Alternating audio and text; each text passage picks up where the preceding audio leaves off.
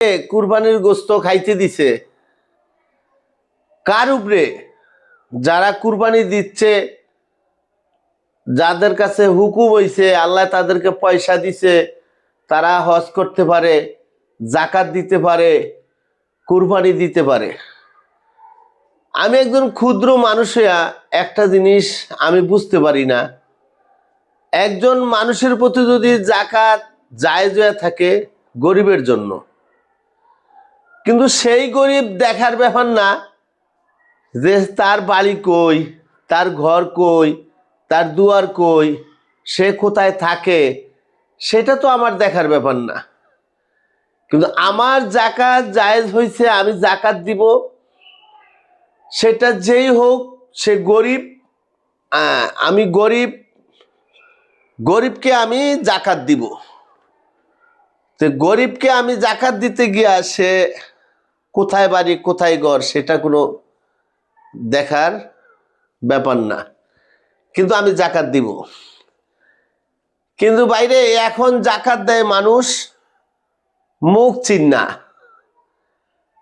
মুখ চিন্না জাকাত দেয়। সেই জাকাতে কি হয়, কোথায় থাকে, আমাদের মহল্লায় থাকে না, আমরা জাকাত দিব না, ওনাকে দিব না। সেটা কি জাকাতের নিয়ম? আমি জানি যে আল্লাহ রাসূল বলছে যে তুমি গরিবের পাশে সবসময় দাঁড়াইবা, সে না খাইতে চাইলেও, না খাইতে পারলে তুমি তাকে সহযোগিতা করবা, আল্লাহ তোমাকে দিয়েছে, আরো আল্লাহ দিব। কিন্তু আমরা তো জাকাত দেই মুখ চিন্না চিন্না, আমাদের এলাকায় থাকলে দিব, না থাকলে নাই। সেই জন্য কি জাকাত? আরে আপনার কাছে আপনার কাছে আমি গরিব, আমার হক আছে, আমাকে আপনি জাকাত দিতে পারেন। আপনি নিয়ত করে আপনি দিবেন যে আমি আমি আমার উপরে আল্লাহ জায়েজ করছে জাকাত দেওয়া, সেটা আমি দিব। এটা আপনি নিয়ত করতে পারেন, সেটা আমি দিব।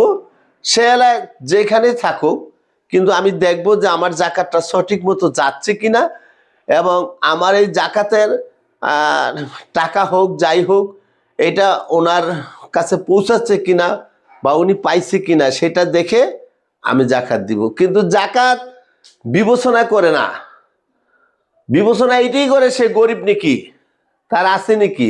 যে গরিব না সে তো আপনার কাছে জাকাত নিবে না, যে খাইতে পারে সে তো আপনার কাছে জাকাত নিবে না।